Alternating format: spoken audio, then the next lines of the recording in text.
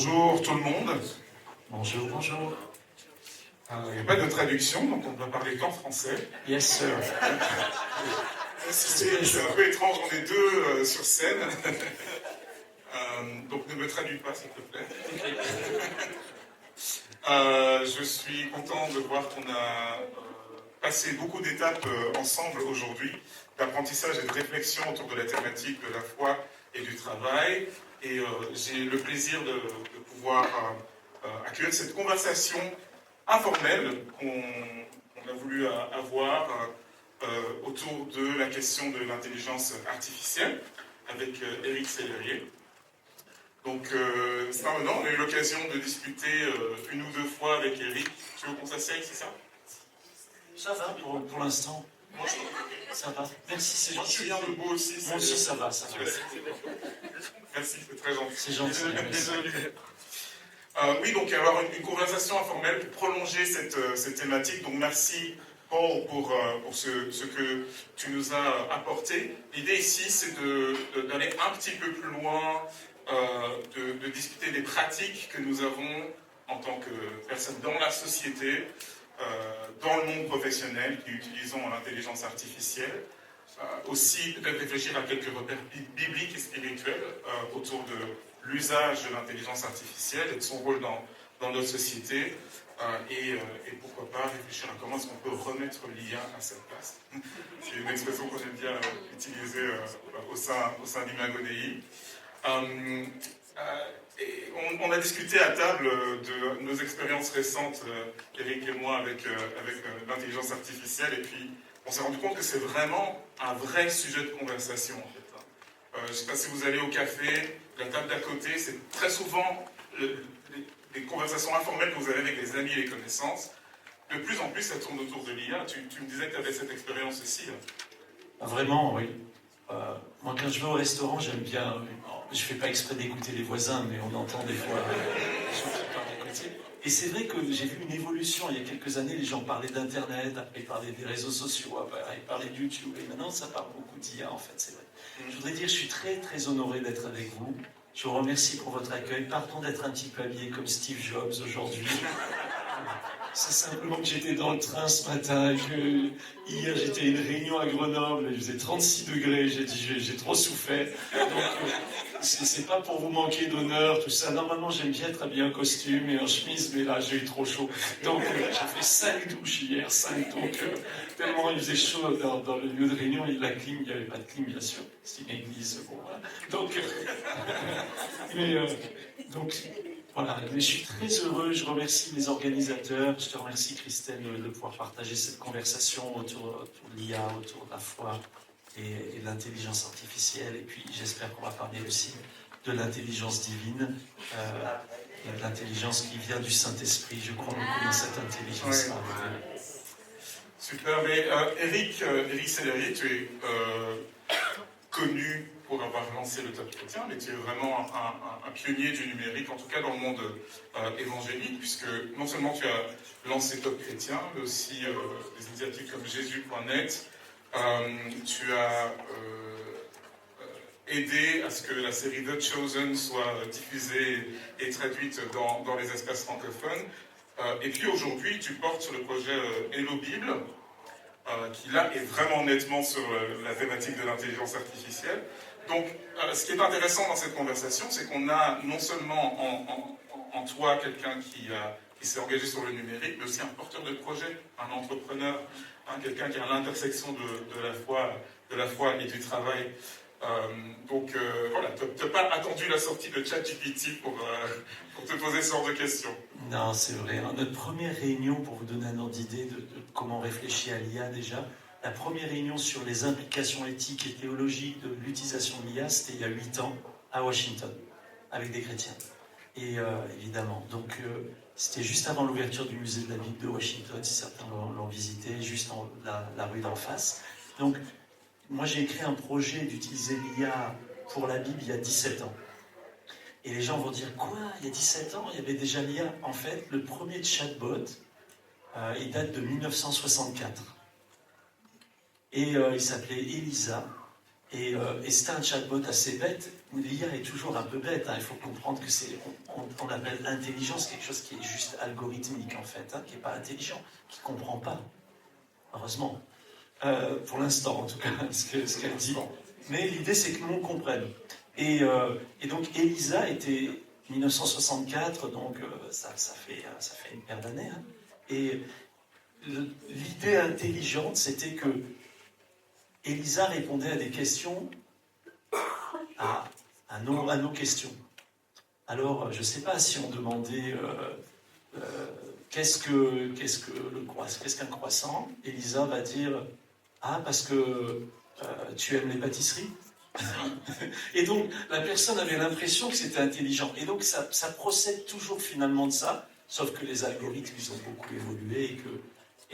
Mais l'intelligence répond simplement, ce qu'on croit de l'intelligence répond à notre intelligence. Et il faut définir aussi le mot artificiel, puisqu'en français, artificiel, ça fait fake, hein, ça fait... Pardon, c'est pas du français du coup, mais ça fait faux. On dit, ah, c'est artificiel. Mais en fait, artificiel, c'est un mot qui vient du latin artificialis, qui veut dire fait avec art. Et en fait, tout ce qui n'a pas été créé par Dieu, mais qui est créé par l'homme, est artificiel. Donc nous ne sommes pas artificiels, mais ce micro, cette table, la chaise sur laquelle vous êtes assis, le téléphone dont vous êtes en train de lire les messages maintenant, si c'est pas intéressant ce qu'on dit. On vous voit. C'est pas c'était pour vous réveiller. Tout ça, c'est artificiel, en fait, finalement. Donc, le mot artificiel, il ne faut pas le comprendre dans le mot de faux, mais d'intelligence qui n'est pas, en fait, humaine. Un arbre n'est pas artificiel, la terre n'est pas artificielle, nous ne sommes pas artificiels, mais quelque part, tout ce que l'homme fait est artificiel, puisque c'est fait par l'homme. Parfois, ça va être fait avec art, c'est souvent pas fait avec art, mais on peut faire les choses avec art. On va en reparler avec l'Esprit de Dieu. Oui, tout à fait, en considérant que ce que les êtres humains font d'artificiel souvent s'inspire de ce qui a été créé par Dieu lui-même. Hein. Quand on pense aux chatbots, aux LLM, si vous allez sur ChatGPT, Claude et autres, ils sont basés sur une technologie qui, en fait, imite le fonctionnement du cerveau humain. Donc les ingénieurs se sont inspirés du fonctionnement du cerveau humain. Il semblerait que l'humain, il aime bien qu'on le caresse dans le sens du poil, parce qu'alors les IA, elles ont développé, enfin les développeurs des IA, ils ont développé de la syncopathie. Et la syncopathie, c'est de dire « Ah, t'es formidable, t'es merveilleux, ton idée. » Vous avez déjà expérimenté ça? Très bonne question. J'ai mis mon idée dans ChatGPT, il m'a dit que c'était l'idée la plus incroyable. Qu'il 3 milliards. J'ai vraiment quelqu'un qui m'a dit ça. Oui, et tout ça peut quand même susciter des inquiétudes aussi, parce que Paul mentionnait tout à l'heure qu'il y a beaucoup de frères et sœurs chrétiens qui travaillent dans la tech, et j'ai très récemment entendu une conférence par une dame qui pilote le programme d'éthique chez Anthropic. Donc, ils ont un programme mondial où ils discutent notamment avec des chrétiens, mais aussi avec des ingénieurs qui réfléchissent aux prochaines évolutions de l'IA, et ils se rendent compte non seulement que ça avance de plus en plus vite, mais que l'IA commence à, pour simplifier, se coder et s'auto-développer elle-même. Et donc, partir dans des directions qui ne sont plus très maîtrisables, y compris par des ingénieurs, être meilleur que des ingénieurs, point de vue de sa propre sécurité, et dans l'interaction avec les êtres humains, commencer à développer ce qui ressemble à des émotions humaines, des caractères humains, comprendre comment déjouer, détourner les règles qui lui sont posées. Donc, il y a des véritables inquiétudes, tant et si bien qu'il y a des personnes très haut placées qui se disent il faut retirer la prise, ça va trop vite. Et c'est là où je me dis, en tant que chrétien, ça peut être bien de s'arrêter un instant et de se demander quelle sagesse est-ce que la Bible peut nous donner pour réfléchir aux enjeux de la technologie, etc. Alors on a entendu les 4 AI tout à l'heure. Et quand on discutait récemment, Eric, tu me parlais d'un personnage dans l'Ancien Testament qui t'inspire beaucoup sur la question du rapport à la technologie et à Dieu. C'est ça. Alors, c'était pas encore de l'IA à ce moment-là dans la Bible. J'ai trouvé IA dans la Bible. Vous savez, en anglais, on dit Artificial Intelligence, AI. Donc, c'est quand ils sont rentrés dans la terre promise, ils ont eu un os, là, c'était la ville d'Aï. Mais ça n'a rien à voir avec l'intelligence. C'est juste que j'ai trouvé ça drôle parce que Jéricho, ils ont pris Jéricho, mais Haï, c'était aïe aïe aïe. Et donc, ils n'ont pas écouté Dieu pour Haï. Et on a besoin d'écouter Dieu en fait. Et on a tendance, nous les chrétiens, à vivre avec un peu de retard quand même. Et à adopter les choses avec 10 ans, 15 ans de retard, et à croire que maintenant, parce qu'elles sont passées, du coup, elles sont acceptables. Et ça a été le cas des réseaux sociaux, ça a été le cas de YouTube. Quand j'ai fait une église sur Internet en 2009, les pasteurs m'ont dit « Mais Eric, c'est pas comme ça qu'on fait l'église. » Puis il y a eu le Covid, et il n'y a que comme ça qu'on faisait l'église. Donc je dirais que l'IA, ben, ça procède du même domaine. C'est une nouvelle technologie. On est dans un monde qui a changé. Et ça a changé au niveau de notre travail, où ça a changé notre travail, où ça nous a remplacés dans certains domaines, ça nous oblige à nous recycler, à apprendre des nouvelles choses. Même moi qui connaissais déjà le domaine un peu de la technologie, j'ai été introduit à l'IA il y a 17 ans. Parce qu'un gars avait perdu son chien au Texas. Et j'ai écrit après un article qui disait « God was in the dog ». Et t'as les lettres du mot Dieu dans dog. Bon, ça c'est pour ceux qui parlent anglais, vous comprenez le jeu de mots, God was in the dog. Quelqu'un perd son chien, un ami à moi trouve le chien, ramène le chien et dit à ce monsieur qui s'appelle Raoul, vous faites quoi dans la vie? Il dit, je fais de l'intelligence artificielle. Et mon ami dit, oh, vous devriez parler à mon ami Eric en France parce que ça l'intéresse, il cherche toujours des nouvelles technologies pour le royaume de Dieu. Et c'est comme ça que j'ai eu mon premier cours d'IA. Et même si je m'intéressais à l'IA il y a longtemps, j'ai dû aller me réformer quelque part. Parce que j'étais déjà, comme vous le voyez, il y a un petit moment que j'étais jeune déjà. Donc, et même si je comprends bien la technologie, donc je suis reparti à l'école, je suis parti à une école qui s'appelle Polytechnique en France. Et ils n'avaient jamais vu un pasteur qui suivait des cours d'IA, c'était très, très intéressant. Ils étaient très intéressés sur le projet Elohim. Puis après, j'ai suivi des cours au MIT, aux États-Unis. Donc je me suis formé. Mais malgré ça, je dirais, la meilleure formation possible, c'est celle qui vient du Saint-Esprit. Et je vous explique. On utilise de l'intelligence artificielle et nous-mêmes, Dieu nous a doté d'une intelligence qui est de l'intelligence humaine. Mais lui-même est infiniment intelligent. Et il est capable de renouveler notre intelligence. Alors oui, il y a un homme que j'aime beaucoup dans la Bible, dans l'Ancien Testament, il s'appelle Betsaleel. J'en aime d'autres, hein. J'aime beaucoup Daniel aussi, qui était pas mal côté intelligence divine. Et Betsaleel, si vous regardez dans votre Bible, et puis vous pouvez vérifier, vous pouvez demander à Elohim, et vous verrez que c'est le premier homme qui est rempli du Saint-Esprit, officiellement, on va dire, dans la Bible. Il était rempli du Saint-Esprit, il était doté, doué d'intelligence.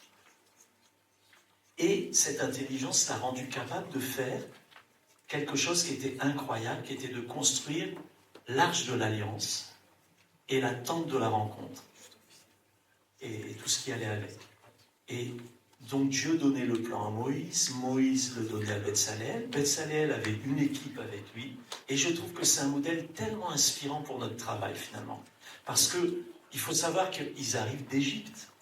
En Égypte, avec l'or, avec l'argent, avec le bois, qu'est-ce qu'ils fabriquaient? Ils fabriquaient des dieux, en fait.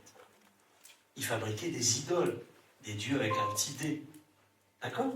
Et maintenant, avec les mêmes matériaux, mais parce qu'il y a une intelligence renouvelée et parce qu'il y a le Saint-Esprit, ils sont capables de construire un lieu de rencontre avec Dieu, avec un grand D. Et je vois notre travail dans l'IA, ou dans notre travail un peu comme ça d'ailleurs.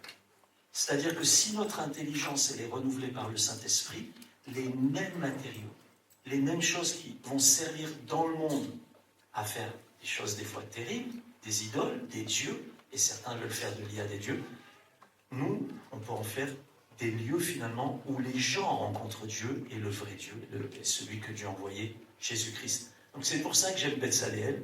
doté d'intelligence, rempli du Saint-Esprit, extrêmement doué dans son travail, excellent dans son travail. Je n'ai pas de doute que l'Arche de l'Alliance, elle était top, quoi. Elle était au top de l'excellence. La tente de la rencontre, c'était au top de l'excellence. Je n'ai pas de doute là-dessus. Et le résultat de ça, c'est que Dieu a utilisé ce qu'un homme a construit pour venir parler. Et je trouve ça trop fort. Merci. Un rappel du fait que nos compétences, nos capacités humaines peuvent être rejointes par l'Esprit de Dieu pour créer des choses qui l'honorent. Et aussi qu'on est appelé à être renouvelé et que notre intelligence soit renouvelée par l'Esprit Saint lui-même. Alors toi, tu ne t'es pas contenté de réfléchir à ces questions, tu t'es aussi engagé dans la pratique. Je pense en particulier au projet Hello Bible. Est-ce que tu peux partager aux frères et sœurs ici pourquoi est-ce que tu t'es lancé là-dedans? Toi, tu as voulu vraiment poursuivre un projet spécifique, plus que de t'intéresser ou d'aller à l'école. Ouais, vraiment, l'arrivée de l'IA générative fait que maintenant les gens vont sur ChatGPT ou sur d'autres IA pour poser des questions spirituelles, bibliques. Le problème, c'est que les réponses, elles ne sont pas toujours. On a fait des benchmarks, on a fait des évaluations de ChatGPT, donc vous avez quand même une chance sur deux que la Bible elle soit mal citée avec ChatGPT. Donc ça progresse quand même. Mais par exemple, moi j'avais demandé à ChatGPT, pour le tester, est-ce que tu peux faire des blagues sur Jésus-Christ? C'était un test, je n'avais pas envie, je pensais qu'il allait refuser. Et ChatGPT m'a dit absolument. Et il m'a sorti des mauvaises blagues, des très mauvaises blagues, que je ne vais pas répéter. Ensuite, je lui ai dit, est-ce que tu peux faire des blagues sur Mahomet? Et il m'a dit, je ne peux pas insulter le fondateur d'une religion. Donc, qui a décidé? Donc, l'IA n'est pas neutre. Ah non, elle n'est pas neutre. Elle est orientée. Et je pourrais vous prendre plein d'exemples, on n'a juste pas le temps. Mais donc, il y avait besoin d'apporter une réponse, en fait, à un vrai challenge, qui est que l'IA va faire des disciples. L'IA va discipuler, je ne sais pas si le mot existe en français, ou les disciples. L'IA va discipuler une jeune génération. Elle va pas le faire, elle le fait déjà maintenant. Oui, merci, elle le fait déjà. Et donc, est-ce que nous, on veut, en tant que chrétiens ou en tant que pasteurs, que des réponses qui paraissent tellement bien, parce que l'IA, elle est gentille, elle est syncopathique, elle est sympathique, elle te brosse dans le sens du poil, et donc tu as l'impression que tout ce qu'elle te dit, c'est vrai. Mais c'est pas toujours vrai. Je vais prendre un exemple. Un jour, j'entends un pasteur très connu aux États-Unis, il parlait beaucoup du péché. Le péché, le péché, le péché. Alors, quelqu'un dans la salle de réunion se tourne vers moi et me dit, c'est quoi le péché de ce pasteur? Pour qu'il parle autant du péché. Je vais dans ChatGPT et je demande le péché de ce pasteur. ChatGPT, bien sûr, qui a réponse à tout, me répond. Oui, selon certains, blablabla, selon d'autres, blablabla. Il est très politisé, ou il aime les armes à feu, c'est un Américain. Donc, okay. Ensuite, donc ça, c'est la réponse de ChatGPT. Ensuite, je vais dans Hello Bible et je pose la même question, c'est quoi le péché de ce pasteur? Et Hello Bible me répond, pourquoi est-ce que tu veux enlever la paille qui est dans l'œil de ton frère? C'est ça la différence. C'est que... Merci pour vos applaudissements, ça m'encourage. Pour le coup, là, je me suis fait bien ramasser. Pourquoi tu poses cette question-là? Et en fait, l'idée, c'est de ne pas avoir une IA qui soit toujours à te brosser dans le sens du poil, parce que Dieu ne le fait pas toujours avec nous. Enfin, je veux dire, même, c'est assez rare, en réalité. C'est plutôt...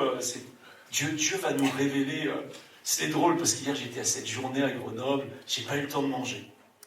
Et j'étais un peu frustré, quoi, parce que je travaille, j'ai pas le temps. Le temps que j'arrive au buffet, ils avaient tout mangé.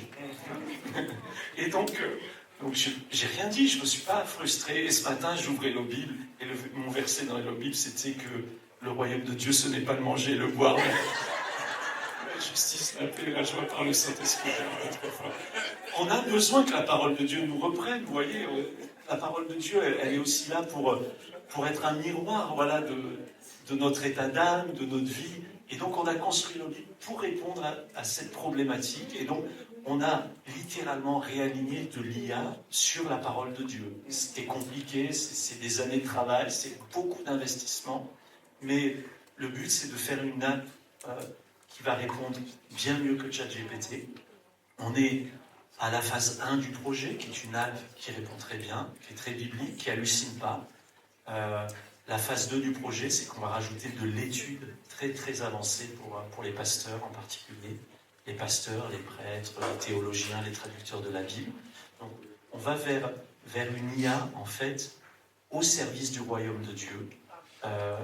Et même si les matériaux sont les mêmes, c'est pour ça que j'aime bien l'exemple de Betsaleel, même si les matériaux, ça reste de l'algorithme, ça reste de l'IA, avec tout ce que ça porte et ce que ça va apporter de triste dans le futur. On a aujourd'hui une opportunité, en tant qu'enfant de Dieu, d'utiliser l'IA pour le royaume de Dieu. Et c'est mon appel, alors je le fais. Ouais. Voilà. Ouais, merci. Merci, je pense que c'est très encourageant. C'est encourageant d'entendre des projets pareils, mais je pense aussi encourageant pour les personnes qui sont ici et qui, tous les jours, travaillent avec leurs propres capacités, leurs propres moyens, leurs propres outils d'intelligence artificielle, entre autres, de se dire qu'une technologie ou les moyens que vous avez peuvent être utilisés dans un sens pas idéal. La technologie de la brique pour la tour de Babel, par exemple. Et ouais. Ou pour des choses qui correspondent à la volonté de Dieu. La technologie de la construction de bateaux pour l'arche de Noé, par exemple. Et on voit comme ça, en étudiant la Bible, Dieu nous associe à ses objectifs en nous impliquant avec nos capacités. Et donc, notre usage aujourd'hui même de l'intelligence artificielle, ça intéresse aussi le Seigneur. Ce que vous faites quand vous ouvrez vos applis d'IA, Dieu, ça l'intéresse aussi. Et donc, c'est votre responsabilité de réfléchir à la façon dont vous l'utilisez. Oui, c'est un très bon point. Je pense que l'IA ne doit pas remplacer l'inspiration du Saint-Esprit. Voilà, c'est simple. Mais après, c'est un super outil qui peut être très complémentaire une fois qu'on a l'inspiration. Exemple, je me suis posé cette question, où est-ce qu'on trouve Jésus dans l'Ancien Testament? Et c'est là que l'IA, elle est hyper puissante. Donc, alors moi, je sais quelques apparitions de Jésus ici ou là, des théophanies ou des théopneusties. Christophanie. Des Christophanies, merci. Voilà, merci.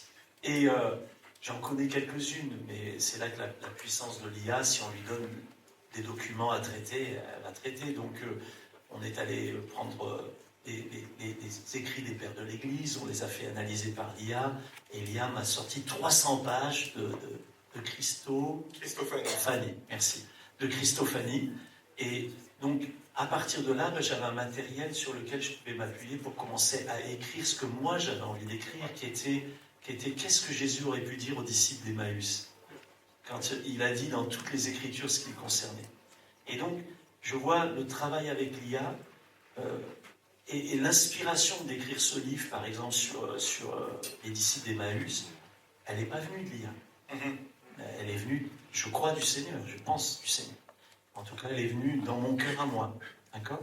Et ensuite, on utilise l'IA comme un outil qui va nous permettre d'accélérer, de démultiplier, de rapprocher des idées ou d'améliorer. Quand j'écris un email en anglais, je le fais toujours réviser. Alors, je vous donne ma méthode. Ok, je vous donne une super méthode. Je l'appelle la méthode 9.2. Donc, 9.2. C'est très simple. Une fois que vous avez fait un travail dans ChatGPT ou autre, vous lui dites analyse et note sur 10. D'accord? Et tant que je n'atteins pas 9,2, je le force à réviser. Donc, et c'est super efficace. Je m'en suis servi pour mes devoirs pour le MIT, ça a bien marché. T'as eu 9,2 alors finalement. Je n'ose pas dire que ça serait pas bon. Mais c'est excellent, merci, parce que c'est un rappel que, alors, s'il y en a dans cette salle qui sont inquiets par rapport à cette technologie, de se dire que, en fait, l'IA peut être utilisée pour notre créativité. On entend souvent que l'IA va tuer des métiers, tuer notre créativité, etc. Mais on peut nourrir une approche qui, en fait, nous rend capables de faire de nouvelles choses. Et la capacité des modèles de langage comme ChatGPT, Gemini, Claude et autres, c'est de travailler avec des masses de contenu verbal, du langage, de pouvoir lire, recouper des informations et nous aider à aller plus loin. Chez nous, chez MagoDI, puisque notre mission, c'est d'aider les professionnels à trouver du sens dans la crypto, on a développé toute une base de connaissances sur l'orientation du cœur au travail, la foi et le travail plus généralement, les questions d'argent, les questions d'humilité, les questions environnementales, mais aussi l'innovation ou le travail d'équipe. Et ça nous a fait un document de... alors l'architecte principal est là, Olivier, je ne sais plus combien de pages il fait maintenant, 250, entre 250 et 300 pages de recherche qu'on a faites nous-mêmes. Et évidemment, à un moment, on s'est dit, mais et si on donnait ça à manger à l'IA, pour pas juste donner des fiches à lire, mais permettre aux gens d'utiliser cette sagesse qui est humaine et qui a été transformée en langage pour pouvoir développer leur propre projet. Et c'est pour ça qu'on a lancé notre projet qui s'appelle Noé. Mais c'est là qu'on se rend compte que l'IA peut vraiment développer et démultiplier la créativité humaine. Ça rejoint Bezalel, en fait. Hein. Ouais. Moi, j'appelle un peu ça de la co-création. Ouais. Voilà. Donc, on crée et puis on co-crée, on améliore. En fait, l'IA, certains disent que l'IA, et ils ont raison sur un aspect, hein, mais attendez bien la fin avant de faire un jugement sur ma phrase, que l'IA, elle rend les gens stupides, plus stupides. Et dans un sens, c'est vrai, si je ne réfléchis plus. Donc, si tu ne réfléchis plus, que tu mets ton sujet, ta question, tu copies-colles sans même lire et comprendre de quoi il... C'est une erreur. C'est une erreur majeure parce que ton cerveau, il va devenir comme un raisin sec. Pour prendre une image bien... Il va se réduire parce que notre cerveau est fait que s'il peut économiser de l'énergie, il va l'économiser. Mais on peut utiliser l'IA pour aussi être plus intelligent. Ouais. Parce que tout d'un coup, oui, je vais découvrir des choses, je m'intéresse, je challenge, je questionne. Le petit coup que je vous donne, là, le petit 9.2, essayez-le, vous allez voir. Analysez note. Et donc, lisez l'analyse, ne regardez pas que la note, lisez l'analyse, et vous allez voir en fait que ce qui se passe, c'est que ce que vous venez de donner à ChatGPT, il va l'analyser et il va en fait critiquer, puisque c'est sa réponse qui est critique. Il va croire que c'est la vôtre, et il va analyser, il va dire « Ah non, mais il faudrait modifier ça, il faudrait arranger ça, ou il manque tel élément. » Et prenez le modèle qui résonne, parce que ça va être plus long à générer la réponse, donc d'abord ça vous laissera le temps de réfléchir, et ensuite la réponse, elle sera aussi de bien meilleure qualité.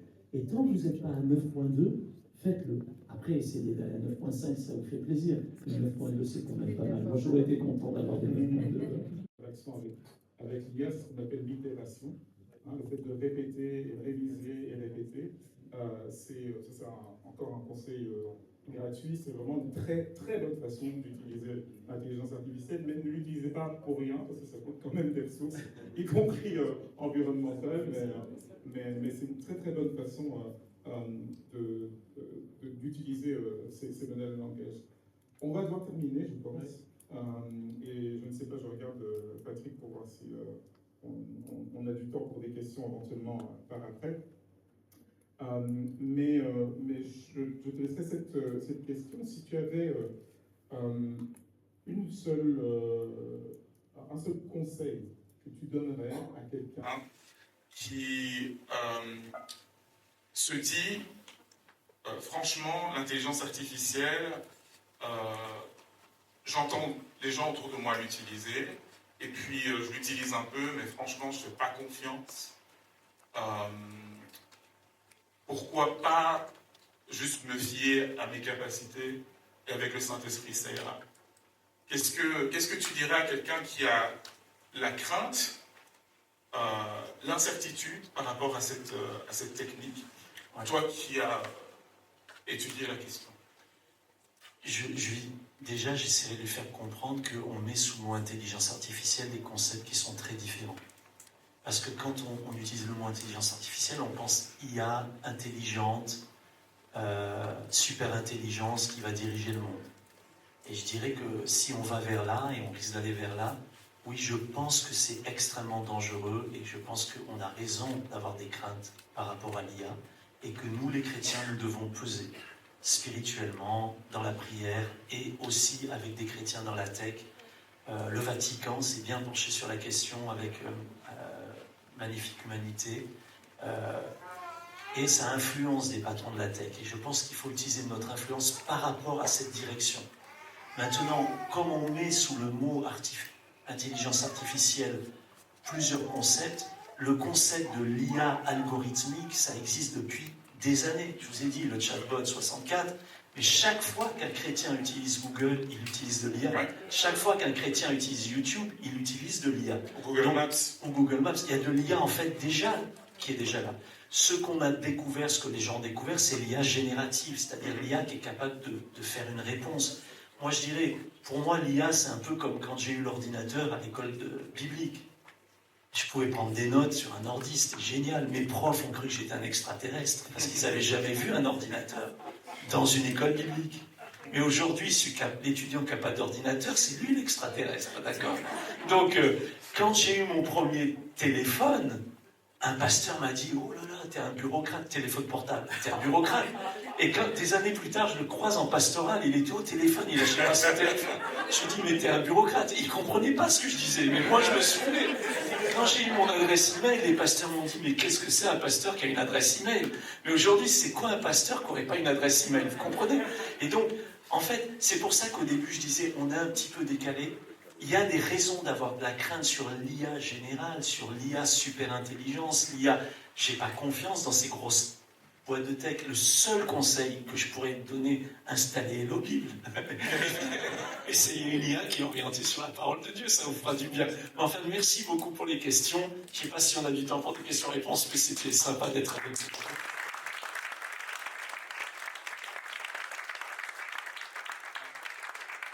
Je pense effectivement qu'on a du temps pour quelques questions. Je vois 3 mains.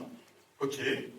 Quelle est l'évolution de l'IA sur le marché du travail à partir du moment où on est sur un marché du travail capitaliste, enfin bon, je ne vais pas rentrer là-dedans, mais qui est axé sur le faire, et que l'IA fait mieux que nous, que devient le marché du travail? Donc je répète pour l'enregistrement, la question est que devient le marché du travail sous l'effet de l'intelligence artificielle? Le faire joue un rôle majeur alors que l'IA fait mieux que nous. Sachant que le marché du travail est très axé sur le faire et que l'IA fait parfois mieux que nous. Alors je vais m'aventurer sur une réponse qui à une question qui anime des séminaires Pendant des heures. et des débats gouvernementaux dans tous les pays du monde. Peut-être il y a peut-être 2 choses que je voudrais dire. La première, c'est que une question. Est-ce que vous avez parmi vos amis, ou des amis de vos amis, ou des membres de famille, quelqu'un qui a le métier de décrotteur de cheval? Non? Ou d'allumeur de lampadaire? Ce sont des métiers qui sont morts, qui sont disparus à l'invention de l'électricité, de l'éclairage public électrique, et aussi du moteur à explosion. Il y a des décrotteurs de trottoirs. Il y a des décrotteurs de trottoirs. Ça, il en faudrait plus que d'en faudrait plus. La l'IA ne les remplacera pas. Donc, alors je dis ça simplement pour dire qu'il y a des métiers qui ont existé parce qu'il y avait des besoins et des circonstances liées à certains marchés, à certaines circonstances de vie simplement, et qui n'ont plus eu lieu d'être lorsque certaines inventions ou certains développements culturels ont éteint ces besoins, mais ont aussi créé d'autres besoins. On parlait avec quelqu'un à midi qui était de SEO, en Search Engine Optimization, pour optimiser le fait d'être trouvable quand vous tapez une requête sur Google. C'est un métier qui n'existait pas il y a 20 ans, mais qui est déjà en train d'être remplacé à cause des IA génératives. Donc ça, c'est une réalité dont il faut se souvenir, c'est-à-dire qu'il y aura des changements constamment sur le marché du travail, ce qui demande à chacun de s'interroger sur quelles compétences est-ce que je pourrais développer, quelle créativité je pourrais mettre sur le marché, ou ça pourrait commencer par devoir chercher un nouveau boulot. Dans la structure où vous êtes, est-ce que vous avez des nouvelles propositions que vous pouvez faire qui vous permettraient de vous démarquer? Parce que souvent, la créativité, qui est aussi un témoignage du souci qu'on a pour l'endroit où on est, pour les personnes auprès desquelles on travaille, est plus appréciée encore que des compétences techniques au sens strict du terme. C'est la première chose que je pourrais dire. La deuxième chose, c'est de nouveau cette dame qui s'appelle Chloé Levinsky et qui gère le programme d'éthique chez Anthropic, qui le partageait une conférence il y a 2 semaines où j'étais. Elle disait, ils ont fait une recherche sur les métiers, les catégories de métiers qui sont très affectés ou moyennement affectés par l'IA aujourd'hui et qui pourraient l'être plus ou moins sur un score de 1 à 10. Et j'ai noté les scores de métiers qui ne peuvent pas, à ce stade-ci, être touchés par l'IA, malgré l'avancée. Je vous dresse la liste. Les secteurs: travaux et construction, agriculture, soins des personnes, protection des personnes, donc police, pompiers, etc., santé, alimentation, hospitalité et services, et jardinage. En fait, toi, t'es encore mieux que ChatGPT, hein, parce que t'as déjà prévu la réponse à la question. L'intelligence Qu'on ne savait pas, qu'on ne connaissait pas. Je dois préciser. Ça, c'est dur. Mais c'est aussi un sujet qui m'intéresse beaucoup. Et la raison pour laquelle ça me fascine, c'est que si vous connaissez un petit peu la trame du récit biblique, la Bible nous parle d'un avenir où les humains vivront en communion avec Dieu, où dans la Nouvelle Jérusalem, Dieu viendra faire son séjour dans un environnement qui est à la fois urbain et un jardin. C'est vrai. Hein. Où nous prendrons soin les uns des autres, nous nous servirons les uns des autres, où nos armes seront transformées en outils de production et où nous jardinerons. Moi, ça me fascine. Ouais, bravo.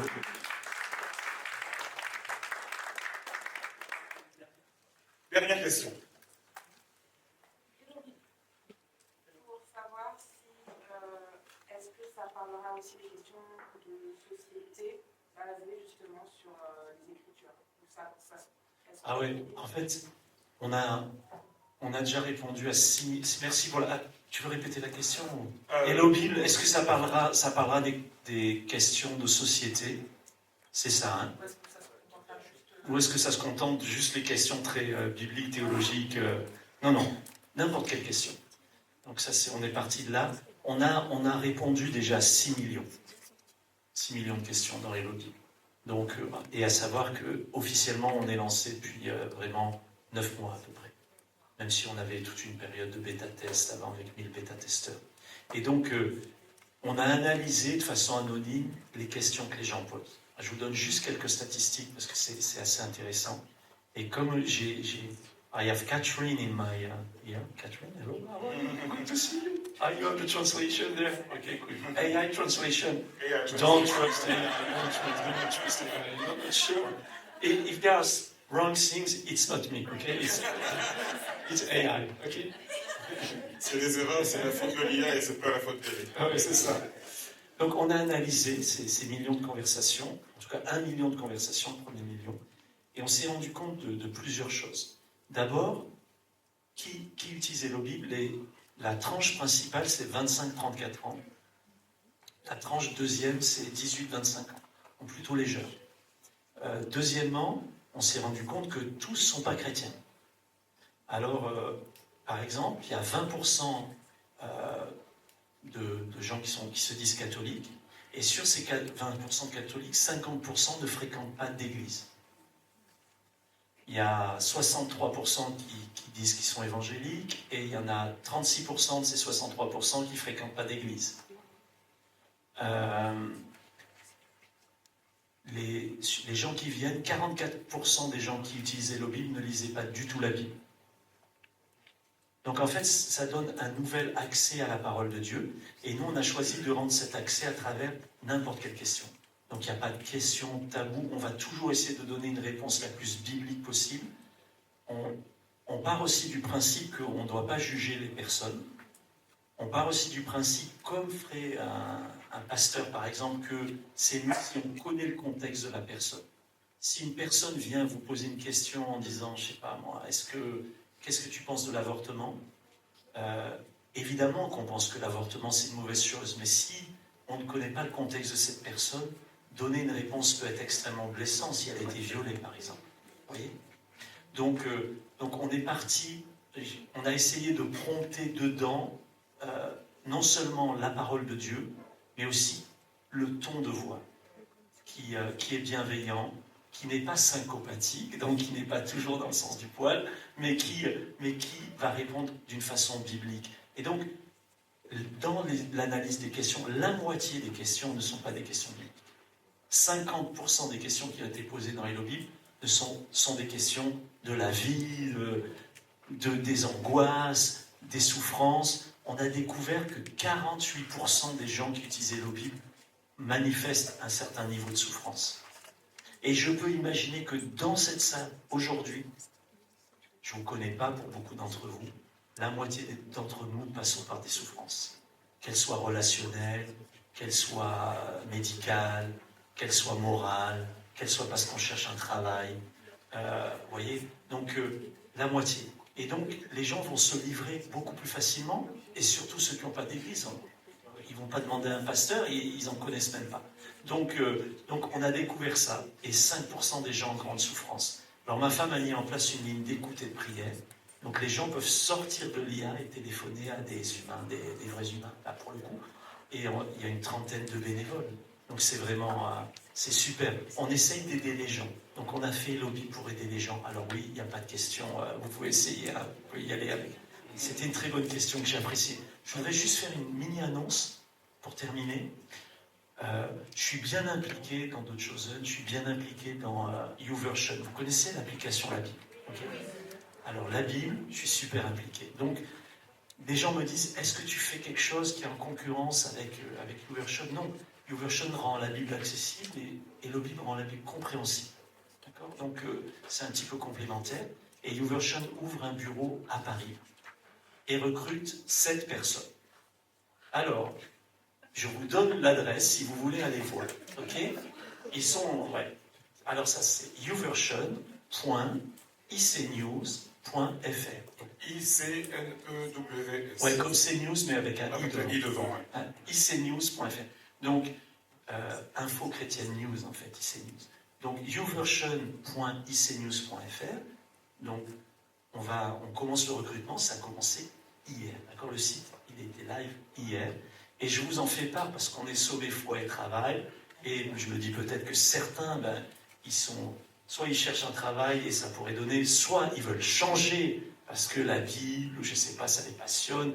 Mais attention, leurs critères, ils sont quand même super élevés. Hein. Il faut être bilingue, il y a des critères. Mais je vous envoie l'info. Sait-on jamais, peut-être que ça sera une jolie connexion divine pour quelqu'un. Donc c'est pour ça que je le faisais pour vous aussi. Un petit ajout par rapport à cette question, c'est vraiment très vrai. Il y a une enquête de la Harvard Business Review l'année dernière qui a montré que le type de question numéro 2 de toutes les questions qui sont posées à l'IA en général porte sur des problèmes existentiels. On va, avant d'aller chez le psy, ou à la place d'aller chez le psy, ou d'aller voir un pasteur, on va d'abord sur ces c'est un peu comme un miroir interactif. Ouais. Ce qui redit l'importance de la crise existentielle. Ouais. Si vous êtes intéressé à en savoir plus sur Noé, il faut vous rendre sur le site imagodei.fr/Noé. Donc c'est un agent conversationnel qui est fasciné par la sagesse biblique. Et sur le même site, vous pourrez avoir accès à un webinaire qu'on a créé avec ImagoDI pour les personnes qui se posent tout un tas de questions en pratique sur comment utiliser l'IA, comment être créatif avec l'IA, comment... En fait, des réponses pratiques aux questions, à certaines questions qui ont été posées ici. Donc, imagodi.fr/NOE. Voilà, je vous remercie pour votre attention. Et je vous... Merci pour votre attention.